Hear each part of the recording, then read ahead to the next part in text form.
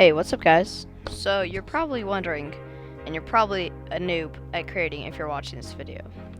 Here are some creating tips in creating a level. Number one, don't do this. Don't place blocks right at the start of the level. This can be super inconsistent, and as you can see, when you first spawn in, it's really annoying. It's just don't do that. Alright, next up is do not do like weird timings. So let's say you place a blue pad right here and you go up, but you decide that you want to place a orb right here and like a couple spikes maybe, like this. If you click play, you won't know when to click and you'll probably die. Yeah, don't make like weird jumps. Let's say that you're a cube and you hit a pad and then you have to hit a blue orb. As you can see, you won't be able to know where the blue orb is because it's not on the screen. And if you add spikes here, you'll definitely die. You'll have to memorize where this orb is, and this is a bad gameplay tip. To make this better, move it down so that the player can see it and know when to click. Also, another thing for creating is adding more structures. I'll construct a bit of gameplay and show you how much it can change it. Okay, as you guys can see, this gameplay looks perfectly fine. It looks pretty clean, but there's one thing that's bad about it. It looks empty. It's just this, right? It just looks weird. To make this just look better and feel funner and more difficult, just add structures that don't affect the gameplay. See, I'll put a structure right here and maybe add a couple spikes like this. This is just a layout, so I'll just fill it in with these like these weird blocks, I guess. I don't even know what they're called. But as you can see, this is possible. Play testing as well, it's very important. You could add a couple more structures like this. Maybe add some pillars inside of them, just to add a little bit of variety. Now we can add a couple spikes here and here, and just make it look more like difficult, but it's really not. It's the same level, just filling in empty space. For this part, adding some gears around, gear saw blades, and having a variety and a good choice of them, just like this. This already makes it look a million times better. It feels more filled and more fun. Also, completing your structures. Doing this can make it easier to decorate. Another thing is swag routes. Swag routes are pretty swag. They are things that you can do when you're like playing a level. It looks something like this. Yeet! Hey, swag route, let's go! As you can see, this guy right here took the unintended route but still beat the level. This is a swag route. And playtesting and making sure things are possible to skip. Also, if you go to the slope section, you can find this black slope and complete the look. To use less objects, scale up a block and use the half spaces.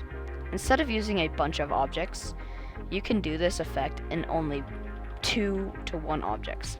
So it just fills in a bunch of space. Another thing that I did right here was bring this ground spike up and fill it in with 3 blocks. Go to the slopes and fill in the slope. Adding things like this, little details, can make your level look a million times better, a million times faster. We went from that to this. Same gameplay, same difficulty, but just overall funner. If you hold shift and click and hold, you'll see a green line. You could select multiple objects. If you go to settings, right here, enable link controls. This is super good. Enabling link controls can allow you to, instead of selecting all this like that, click this link object. And when you click on it, it selects all of them in one click. This is super useful. Like right here, if I didn't want to have to select all these each time, link them, and now you can move them around freely. This is super useful for changing around structures, as you can see. Just doing this little effect can make it a million times easier to just change around your gameplay. And to turn off the link, you just click on this blue object and it's back to normal. Next up is adding moves and pulses and background changes. I'm going to be going over these triggers. These are pretty important triggers, maybe also the alpha. It's pretty simple. And possibly the toggle. These are the most important triggers. Move can move around your objects. Color can change the colors. Pulse will pulse colors. And alpha will change the opacity. Toggling can turn something off and on. I'll go over that later. Starting off with the move. Say I wanted this object right here to move around. I would click Edit Group, Next Free, and click Add. Now it has Group 1, right?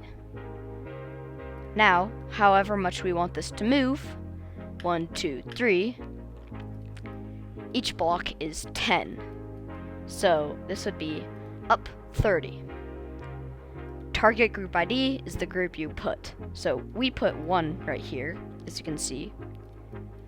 So we will put 1 right here. You can mess around with move times and easings. Those are pretty important sometimes. And now, as you can see, let's move this back.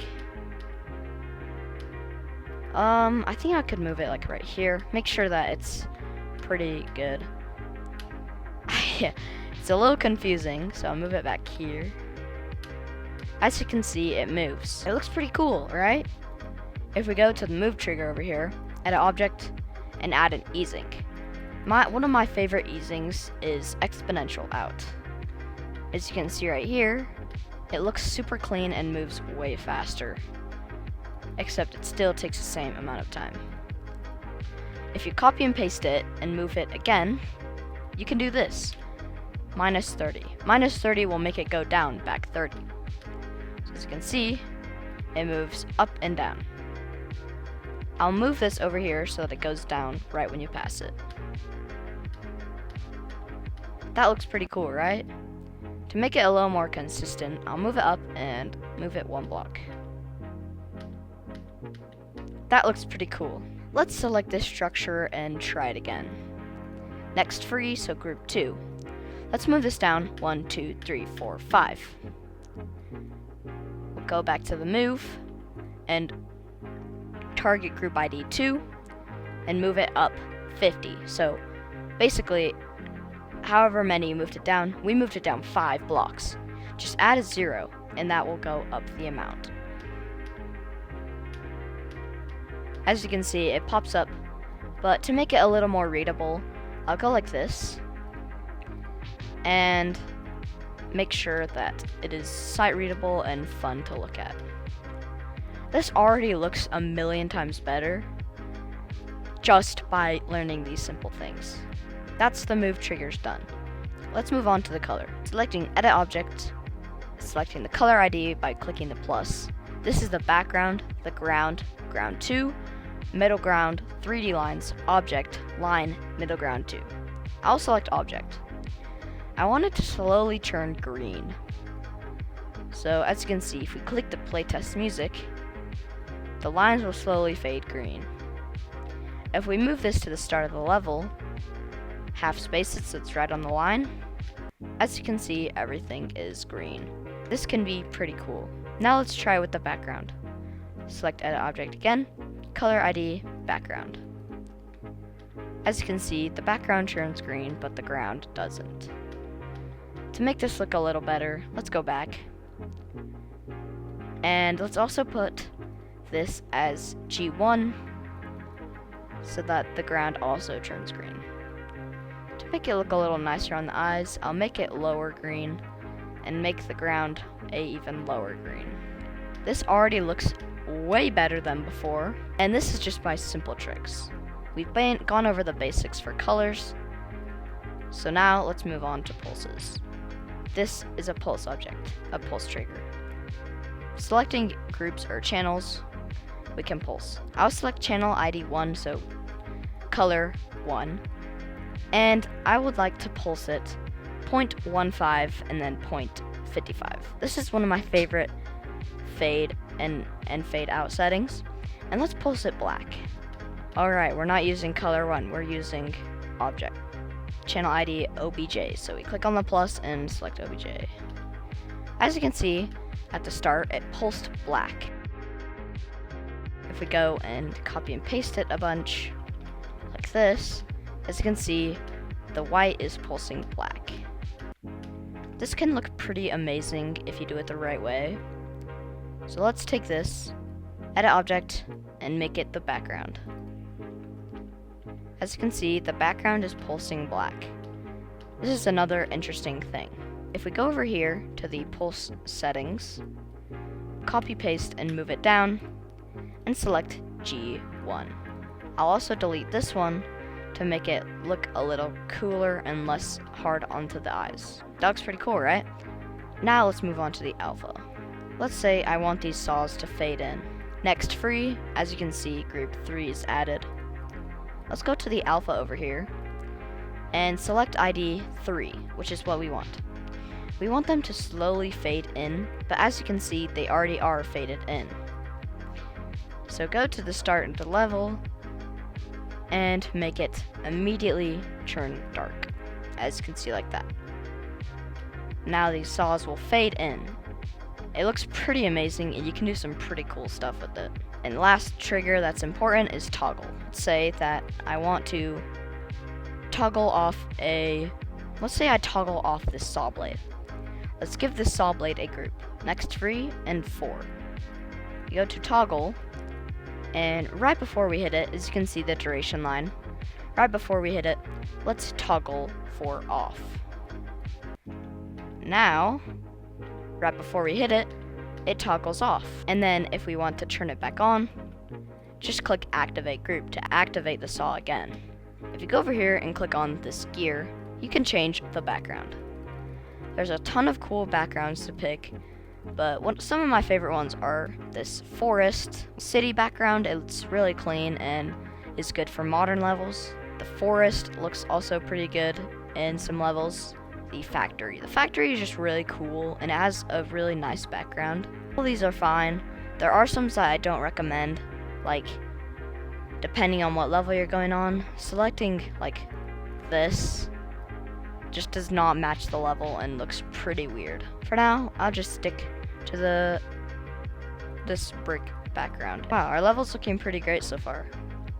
Let's move on to layers and T3. As you can see, what if I wanted to put a white spike that you can change the color of? If I deselect it, as you can see, it's perfectly fine. But if I was doing it on 2-on-2, you wouldn't be able to see it. Just to make this a little easier, let's select a color. I'll select color 2 and make it black. Move to detail and also make it black. Now it's fully black. If we move it down, you can't see it. So click on it and move it to T2. Now it is above and will always be above. Using this can be pretty good, like if you're trying to make a effect with like slopes and a gradient, that would be the way to go. Cool. Next up is layers. As you can see, this is all on layer 0, which you can still select them, but if you move it again, you can't select anything. This is good. Let's say I wanted to go for a simple black outline. And if we go back, it covers it. So let's go to layer 0 and select all of these blocks and delete them. Now, as you can see, that's a simple block design. Let's add some more. Go to the very back. There's this section and part of this. Let's say I wanted it to be a faint black. I would select this piece, rotate it by clicking E, and make them color 2. This looks amazing. Let's also, why not just add some like of this top glow, and let's just select it. But this is getting really annoying because the spikes are in my way. Click on edit group and move it to a new layer. Now, as you can see, it's here. And let's just make it like a dark green. If you don't like how it's looking, click on this and you can change the color. Wow, these are just some basic things that can help you get started in your creating. And hopefully, maybe one day, you'll get that creator point. This is pretty much all for today. And let me know if there's anything else you want me to cover. And I will see you guys later.